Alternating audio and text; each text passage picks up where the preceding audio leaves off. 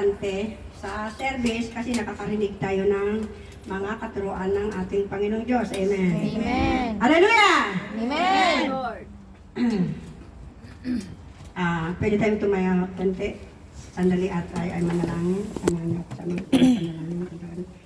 Memory praise ka lang.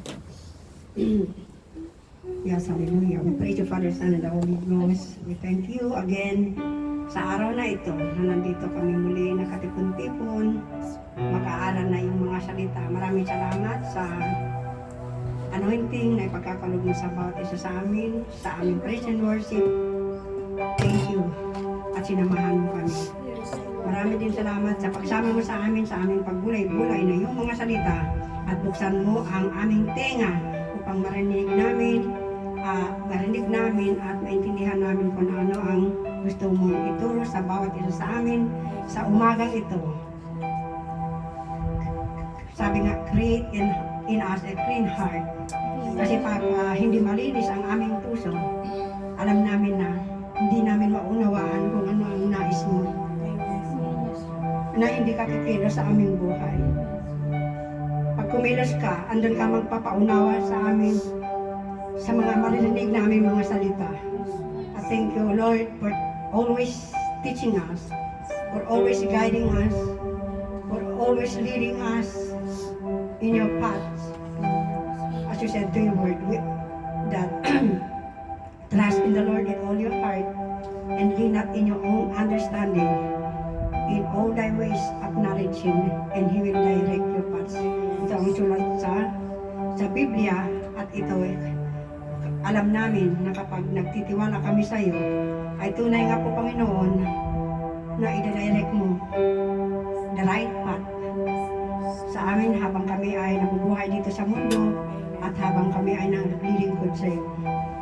Maraming salamat doon na alam mo Panginoon ang bawat isa sa amin kung anong naranasan namin. Ano bang mga sirkumstansya ng buhay ng bawat isa sa amin. Ikaw lamang Panginoon nakakaalam. At maraming salamat kung ano yung mga dinadala na yung mga anak. Panginoon, andyan ka lagi na gumagabay sa amin. Hindi kami matatakot. Sabi mo sa iyong salita, fear not, for I am with you. Do not be dismayed, for I am your God.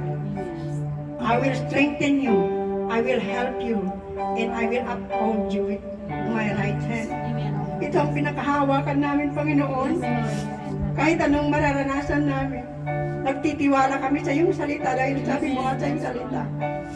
That your words that come from your mouth will not return unto you void, but you will accomplish what you please. Hallelujah, ang bawat salita mo na lalabas sa iyong bibig, you are a faithful God.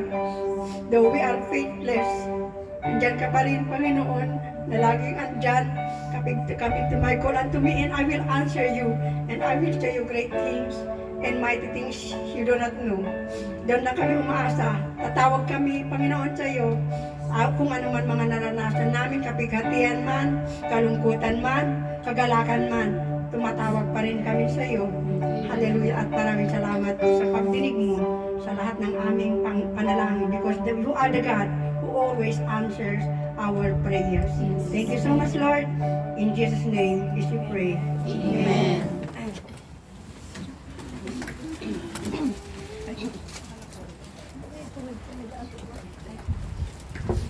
Holy Spirit, be with us. Don't get us.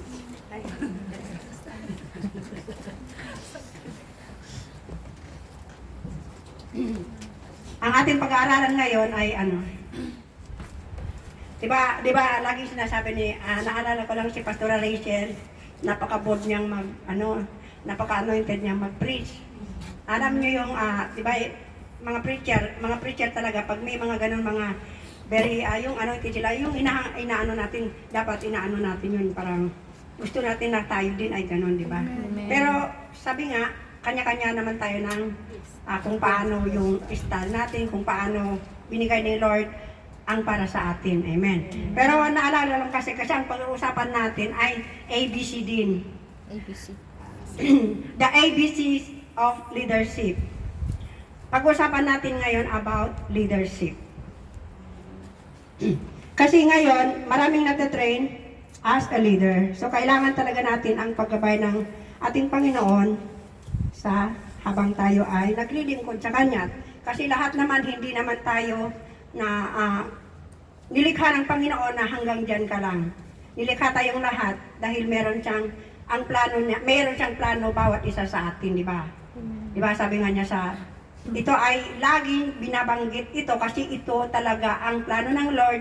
Sabi niya sa Jeremiah 29:11, "For I know the plans for you, saith the Lord." Di ba? The plans to prosper you. So, ibig sabihin, pa-prosper na tayo. Hindi ibig sabihin, tagapakinig lang tayo. Di ba? Ibig sabihin, ipo-prosper. Prosper, what is prosperity? Iaangat niya ang ating, halimbawa sa pananampalataya, angat na ating pananampalataya, iaangat niya tayo sa ating spiritual na buhay, our spiritual life, our spiritual serving the Lord. Amen. So, sabi nga, to prosper you and not to harm you. So, everything na tayo ay tinawag ng Lord, He is not going to harm us, but He will prosper us kung saan tayo tinawag ng ating Panginoon. Amen? What are the ABCs of leadership? Practical lang itong katuruan na ito. Dahil ito ang ating kailangan. Amen. The ABC of leadership. Letter A, authenticity. Authenticity is being truly you. Di ba? Amen. Hindi tayo halimbawa, katulad ngayon kanina, authentic na ako. Si Pastor Rachel, iba din siya. So kung paano ako tinawag ng Lord, sa akin, authentic ako doon. I mean, pure. Authenticity. Kailangan pag tayo maglingkod sa Lord, hindi lang yung pakitang tao lamang na tayo maglilingkod. Yan ang ibig sabihin. Kailangan pag maglingkod tayo buong puso. Amen. It means being consistent with your thoughts and words and your beliefs and living with that belief. Naintindihan natin? Authentic, katulad, di ba pag minsan bumibili tayo ay sabi, original ito. Parang ganoon din, authentic, di ba? Pag yung sa gold, ano ito? Authentic gold. Legit. Oo. Di ba? Original. Amen. Authentic. Hindi tayo yung, minsan may mga, anong tawag doon, yung, ano bang tawag doon? Plus A. Latinida, I miss you here. Dati ko kasama dito. It is walking, ibig sabihin, you are walking the talk. Hindi yung nagpapanggap ka, kunwari. Kasi pag ang tao ay, isang leader ay nagpapanggap lang yung kunyari lang. Halimbawa, minsan may mga leaders na pakitang tao yung gusto lang ma-please. So, authenticity is not pleasing anybody. Kung ano yung tama, yun talaga ang yung gagawin. Hindi yung ipiplease mo yung isang tao. Kasi pag halimbawa, i-please mo yung tao, pagkatapos hindi siya na-please, anong mangyayari? Di ba, malulungkot tayo. So dapat, hindi tayo, we are not a man pleaser. We should be God. We should walk walk the talk. Kung anong sinabi natin, yun ang gagawin natin. Tayo ay, katulad niyan, mga leaders, binibigyan tayo ng mga obligasyon o responsibilities. Subukan, gawin natin, you have to walk that talk. You just don't say, we just don't say that, gawin mo ito. Kasi pag hindi natin gagawin, paano susunod ang ating mga members, ang ating teammates, pag hindi natin. So, kailangan ikaw muna ang gagawa kung ano ang dapat gawin ng isang team. Amen. The leader should be walk the talk. Lead by example. Yan nga sinasabi, every leader should lead by example. That is authenticity. Amen. And authentic leaders must have an attitude of humility. Amen. Humble tayo. It is the kind modeled by Jesus. Di ba si Jesus nga? Diyos siya. Pero nagpakumbaba siya, pumunta siya dito sa lupa, bilang servant. So, ganun dapat tayo. Kasi sabi nga, kung sino ang gusto na maging greatest, he will be the servant. Kung gusto mo maging greatest, servant ka. Jesus nga, siya ay Diyos, pero bumaba siya hanggang siya ay napako sa krus para sa atin. Di ba? Yung si para sa atin. Eh, ganun din dapat ang isang leader, yung yung parang na-motivate lang ako, is about leadership. Nung marami na tayong mga anak, parang ganun. Alam nyo, mamomotivate kayo pag talagang sumusunod tayo sa kung ano ang katulad nito. Kailangan authentic tayo. Kailangan gawin natin kung ano yung dapat. Tapos sabi na, di ba, lagi-lagi, we are always lead by example. Pag sabi ay, punta na. Para sa atin lahat to, hindi ko nagpapatama. Punta na, bilita na, di ba? For the glory of God, di ba? Ganon talaga dapat gawin. Ikaw mauna, ikaw na leader mauna. Huwag ikaw yung huli. Amen. Kailangan ikaw talaga yung mag-lead. Amen? Amen. Okay ba? Hindi ba tayo, minsan kung tayo ay natatamaan, maganda yon kasi bakit pag natatamaan tayo? Natututo tayo. We have to learn. Amen. Yung, halimbawa, yung natatamaan tayo, hindi ko, halimbawa, mali yung ginawa natin, hindi ko nagagawin siya uulitin. At meron tayong yung desire na hindi natin gagawin muli yung mga hindi dapat. Halimbawa, yung mali, hindi na natin gagawin. O kaya kung halimbawa, tatatamad-tamad tayo, hindi na ako magtatamad. Magsisipag na ako, especially sa pagbabasa din ng Biblia. Sa Amen. Isa pa,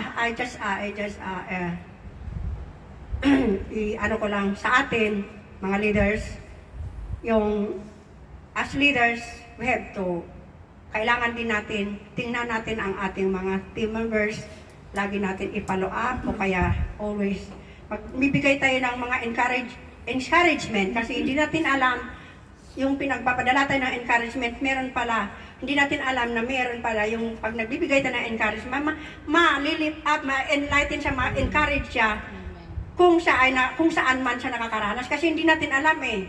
Pero God will give you minsan ang Diyos ang nagbibigay sa atin ng pag nagbabasa tayo ng Biblia, parang ito yung sinasabi na i-send mo ito, i-send mo ito. Ganun po yung ginagawa ko dati, na kapag ako'y nagbabasa, andun yung ikuha mo ito para ma-encourage yung mga mga people of God. Amen. So dapat as leaders, huwag tayong magsawa na mag-encourage, mag-follow up sa ating mga kasamahan. Amen. Amen. Katulad din, ganun din, vice versa.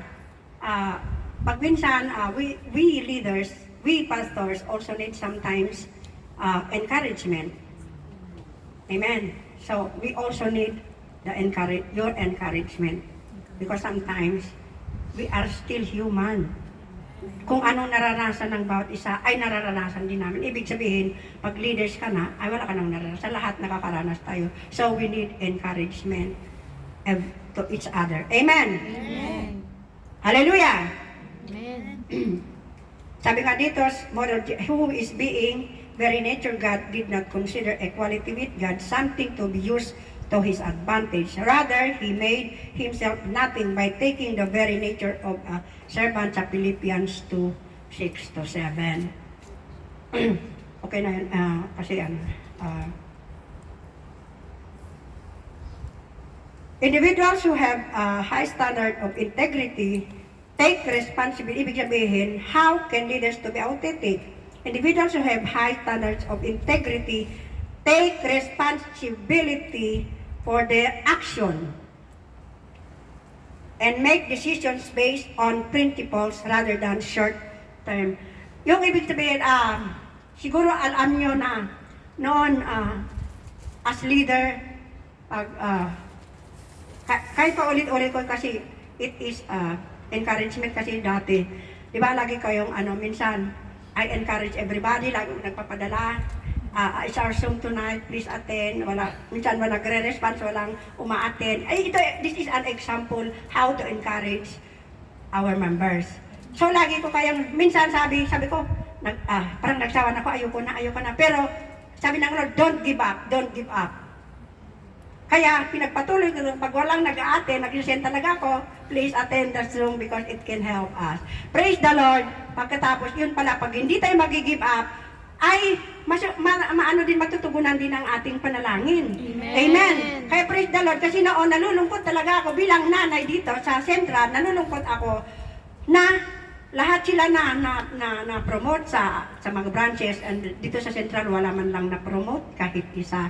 Kaya gusto ko tayong Lord, sipuin mo ang puso ng mga taga Central at sila ay sana ma-promote din sila. Kasi bilang nanay, bilang nanay talaga lungkot na lungkot ka kapag walang sa anak mo, di ba? Kasi anak ko na kayo eh. Nung yun pala yung I just learned habang ako'y naglilingkod, yung sinasabi nila Red dati, di ba, sabi ni Pastor Man na parang mas minahal ko na kayo kaysa sa pamilya ko. Totoo pala yun, pag ikaw talaga naglilingkod sa Panginoon, parang hindi naman yung hindi mo minahal yung pamilya mo, pero yung concern mo lagi ay for your members. Lagi mong iniisip ang kanilang concern, especially sa ministry. Yun pala yun, sabi ko, ganito pala yun. Nararanasan ko na pala yung nararanasan nila, how we love our flocks.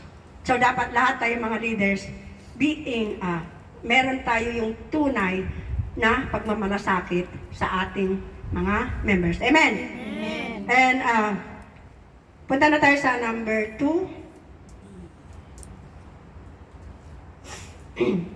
Dali lang.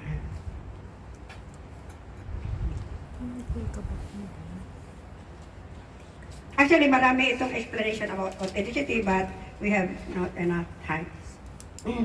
Number 2 is boldness.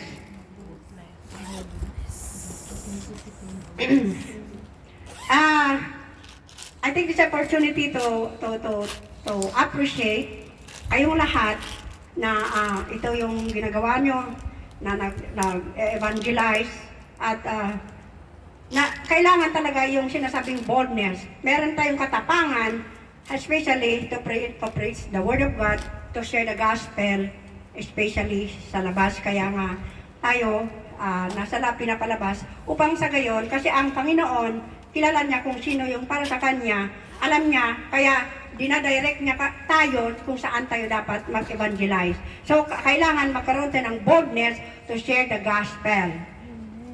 As leaders, yung, di ba, naranasan natin, minsan nag-evangelize tayo, ikaw na. Hindi dapat ganon. Kailangan, you have the initiative to do it as a leader. Amen. Amen. Wala na yung turo-turo. Whatever we do in the, sa ministry, kung halimbawa sinabihan na kita, ikaw nagagawa. Amen. Amen. Amen.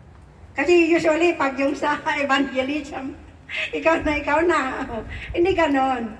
Halimbawa, nilapitan natin yung tao. You share the gospel. Di ba? Lahat ay, leader na dito. Amen? So, yun ang gagawin natin. Nagkaroon tayo ng boldness. Boldness as leader embodying the form. Boldness means leading with integrity. Ano ba yung integridad? Ano ba yung ibig sabihin ng integridad? And transparency.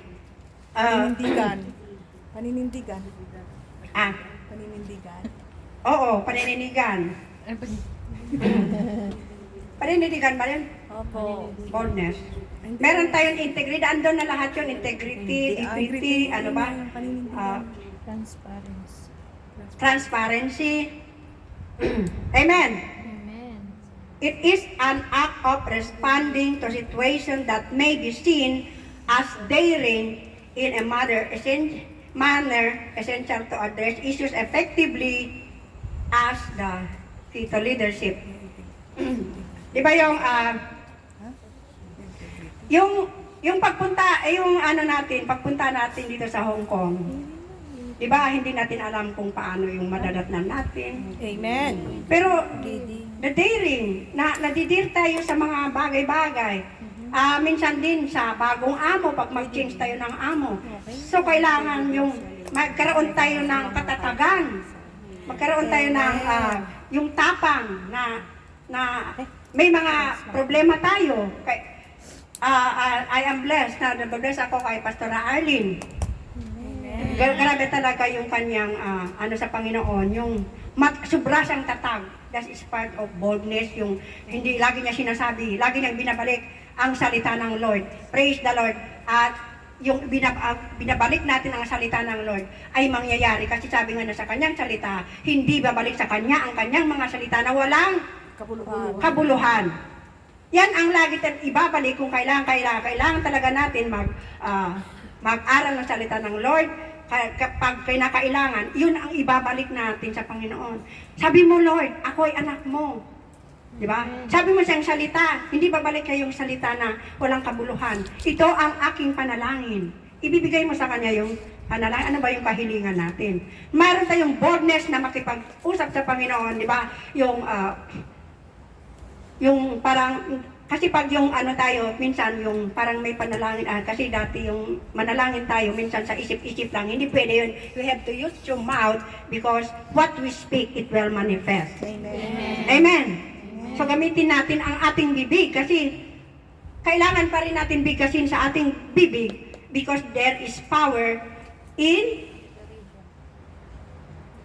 Power in our tongue. pagsasalita natin. Kailangan sabihin natin sa ating bibig. Amen? Amen. Katulad sa deliverance. Minsan ito, kailangan matutunan din natin ito. To God be the glory kasi binibigay niya yung ano. Halimbawa, sa prayer, in deliverance prayer. You have to be bold, you have to use, dyan sa on. Sa prayer, di ba? Lahat tayo I have given you the authority, di ba sabi ng Panginoon, to trample on snakes and scorpions and to overcome all the powers of the enemy and no one can harm you, di ba sabi niya. So everybody, every Christian, pag tinanggap natin ang ating Panginoong Yesus, ay nandun na yung ating power. Amen. So, gamitin natin yon to be bold. You have to be bold in speaking, in delivering. Halimbawa, yung pagde-deliveran, hindi yung in the name of Jesus, lumas ka na dyan. Hindi ganon. It must be powerful. Have power in speaking. Sabi ng yung demonyo. Di ba yung mga bata pag ganon, hindi sila nakikinig. Di mas lalo pa sa mga demonyo. So, kailangan, meron tayong, pag tayo nagsasalita ng salita ng Diyos, kailangan din boldness. Amen. Amen. The scripture about boldness encourages believers to have courage, confidence, and assurance in living for Christ. Amen. Sabi dito, confidence, fearlessness, freedom of speech. It is a behavior born out of belief. Pag tayo ay nananampalataya, ay mangyayari.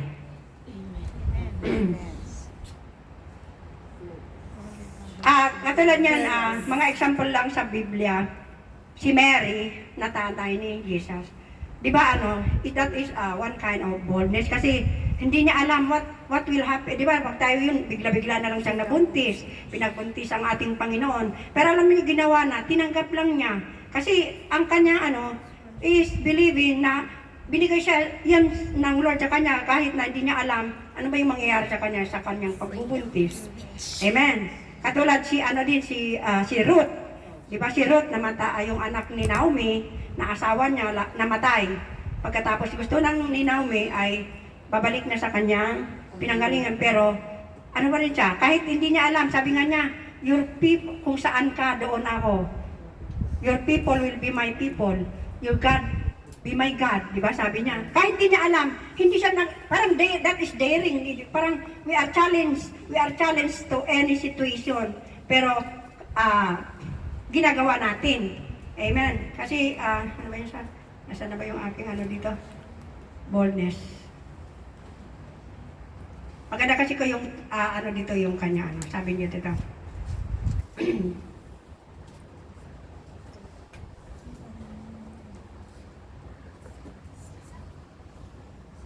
Sabi niya, even when you're not feeling ready, you are doing what's right and not just what is easy. Gagawin natin yung tama na kahit hindi siya madali. Amen. Amen. Boldness is about doing the thing that is outside your normal, warm, and even when you're not feeling ready because it's doing what's right and not just what's easy. So we should go ahead and challenge the everything as minsan yung paghingi din ng kapatawaran. Di ba minsan pag naranasan nyo na ba yung nakagawa ka ng kasalanan, parang natatakot ka na humingi ng kapatawaran kasi natatakot ka na pagalitan. Di ba? Eh di mas lalo kang dala-dala mo yun pag hindi ka. Kailangan meron kang tapang na ihingi ng, halimbawa nagkamali tayo, meron tayong kailangan meron tayong tapang na humingi ng tawad. Amen? Especially sa tao na, pero usually naman, mga Christians, automatic na sila, di ba? Automatic na tayo na pag may mali tayo, kaagad-agad tayo ay, sorry, mihingi tayo ng forgiveness.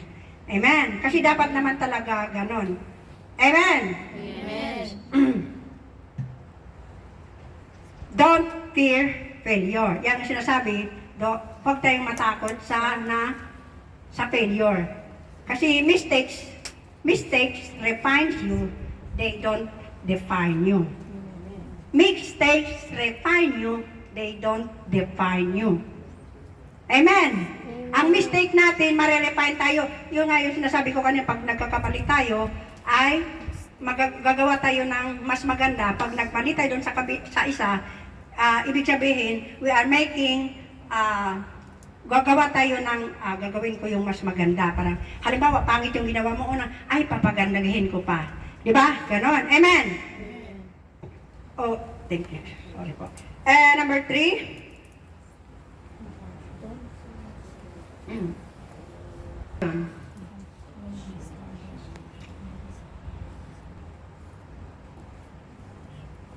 Kailangan as leader, meron din tayong compassion. Di ba, dito sa church, ang lagi ng compassion na example, si Rev talaga, grabe yung compassion niya sa atin, di ba? Na minsan, katulad niyan, kahit ang niya talaga, gusto niya kasi na tayo lahat ay hindi lang maiiwanan. Yung puso niya talaga, gusto niya lahat tayo ay aangat. So that is compassion. And always remember, yun ang nasa kanyang puso. Ano mo yung ginagawa natin dito? Ang ginagawa natin dito because of compassion. Kasi yun ang sinasabi ng ating puso. Amen. So, remember to lead with our heart. Care about those around you. Empathy is key to heart and mind. Yung empathy kasi, sinasabi doon, ikaw yung halimbawa, yung sinasabi natin minsan, hindi tayo basta-basta nag-judge. Kasi sa empathy, ang ibig sabihin, minsan, ang naranasan ng taong yon, ilagay natin yung, para hindi natin i-judge yung halimbawa, yung isang tao may nangyari, ilagay na, we have to put our shoes into her shoes, parang ganon. Amen. I-ano natin para hindi tayo mag-judge. That is empathy. So, kailangan dapat ganon na hindi lang tayo mag-judge kung nakikita natin yung isang tao, kung meron man something na parang hindi tama, intindihin na lang natin. Amen. At saka, ang tamang gagawin natin doon, pag okay na, halimbawa, nag-ano tayo, kausapin na yun, encourage natin siya. That is a compassionate heart. Yun lagi talaga, alam niyo po, yung talaga nakukuha ko yung sa the way Pastor Abandi talaga yung paano siya naglilingkod, paano tayo minahal. When you serve the Lord, wholeheartedly, alam nyo, madedevelop sa puso natin ang kung paano talaga being compassionate to everyone. Kasi, for the glory of God, hindi naman ako dati mahihain talaga ako. Meron man akong, sometimes, parang meron akong, hindi ako nagsasalita because natatakot ako na ma-judge ako sa aking sasabi kung ano yung ganito, dapat ganito dati. Pero praise God, by the grace of God, habang tayo naglilingkod pala, marami tayong natututunan. Pinaka-importante talaga, yung, sabi nga dito, if we are compassion, we have to imitate Christ's compassionate and forgiving attitude dyan sa Colossians 3:12. Amen! Amen. So, ganda lang kasi wala na tayong oras. Compassion is by far the greatest gift you can give towards others, whether you follow them or they simply in one of your life's circles. Kasi yung natin, sa ibang tao, halimbawa, yun, di ba, lahat naman tayo ay medyo pasaway dati, di ba? Pero, dahil sa kabutihan ng mga, sabihin na lang natin, Chire, nababago tayo. Amen. Pag nakikita, ako talaga, nakita ko ever since na dito ako sa JCTD, kung ano yung example niya, yung nakikita ko sa kanya, parang, ay gusto ko rin gayahin yun. Hindi man natin magaya, at least, natututo tayo through her example, through the other leaders' example. Amen. So, ano ang the ABCs of leadership? Authenticity, boldness, compassion. So, bilang leaders sa ministry, kailangan meron tayo nito to be authentic, to be bold, and to be compassion. Amen? Amen. Di ba sa labas minsan nakakakita din tayo ng mga yung parang sabi nila humihingi sila na wala akong pamasahe. Kasi ang nakaranasan ko nung live out ako, lagi kong naranasan, Chinese pa, sabi, please, can you give me $20 because I have no, Sabi ko, why? Why you don't have? Pero yung puso mo pa rin yung naghahari. Kasi wala na akong pakialam kung niluloko ako. Basta nagbigay ako ganon. May mga Indonesian na kailang beses naka-encounter na Indonesian. Ang problema sa Indonesian minsan, hindi sila nakakaintindi ng English. Tapos pag bago-bago pa, pag ganon, wala siyang alam sa English, wala siyang alam sa Cantonese, sinyas na lang, wala daw siyang pera, ganyan. Bahala na ang Diyos sa kanya kung niluloko niya. Pero at least, ang puso ko ay binigyan ko siya ng tulong. Parang ganun. Amen. So, lahat ng Kristiyano ay ganun. To God be the glory. Hanggang dyan na lang tayo. Praise the Lord. To God be the glory. Katayin natin yung bilang leaders, kailangan meron tayong servant's heart. Amen.